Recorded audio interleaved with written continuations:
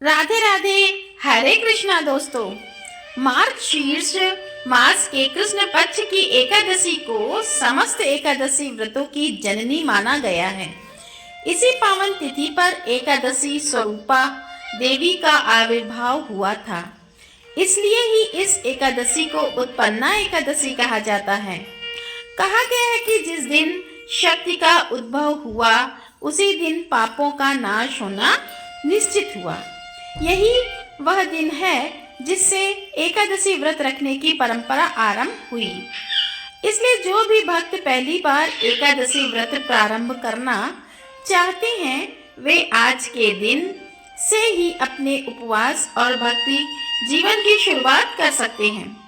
कलयुग में पाप बहुत जल्दी लगता है, सोच में, शब्द में, आचरण में, और अक्सर जाने अनजाने हमारे ना चाहते हुए भी हमसे गलतियां या अपराध हो जाते हैं। ऐसे में शास्त्र कहते हैं कि अन्य सभी उपाय तो कठिन हैं, किंतु एकादशी सरल और सर्वश्रेष्ठ है। एकादशी ही एकमात्र वह शक्ति है जो समस्त पापों को भस्म कर देती है और मन को निर्मल, चित्त को शांत और आत्मा को मोक्ष प्रदान करती है।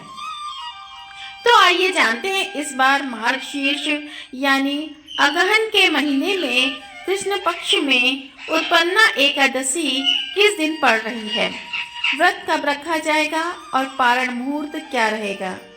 इस बार उत्पन्ना एकादशी व्रत 15 नवंबर दिन शनिवार को रखा जाए, क्योंकि एकादशी तिथि 14 नवंबर दिन शुक्रवार को देर रात 12:50 से शुरू हो रही है।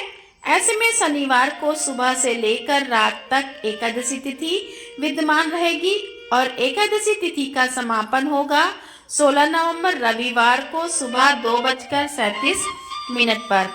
इसके बाद में द्वादशी तिथि प्रारंभ होगी। तो दशमी तिथि के नियमों का पालन आपको शुक्रवार को करना है। शुक्रवार को तुलसी के पत्ते तोड़कर रख लेने हैं।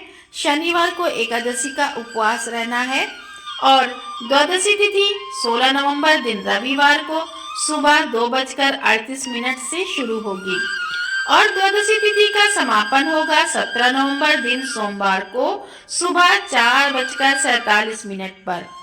द्वादशी तिथि लगते ही हरिवासर का समय भी शुरू हो जाता है और हरिवासर का जो समय है वह रविवार को सुबह 2:37 से प्रारंभ हो जाएगा।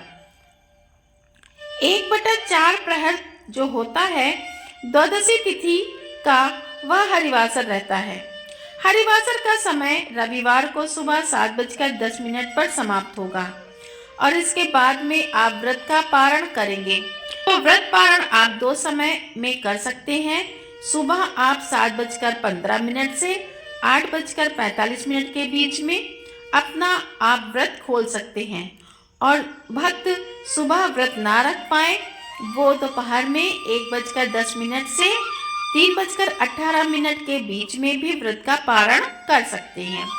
व्रत का पारण पंचामृत या तुलसी दल से ही करना चाहिए। इस बार क्योंकि द्वादशी तिथि रविवार के दिन पड़ रही है और व्रत पारण करते समय तुलसी जी को जल अर्पित किया जाता है, भोग अर्पित किया जाता है, दीपक जलाया जाता है, तो क्या रविवार के दिन हम तुलसी जी में जल अर्पित कर सकते हैं। इसके अलावा एकादशी और द्वादशी तिथि को कौन कौन से शुभ योग पड़ रहे हैं, इन सब की जानकारी आपको हमारे चैनल पर अगली वीडियो में मिलेगी। अगर आपको यह जानकारी पसंद आई है तो वीडियो को लाइक करें, कमेंट में राधे राधे लिखें और चैनल को सब्सक्राइब करें। राधे राधे।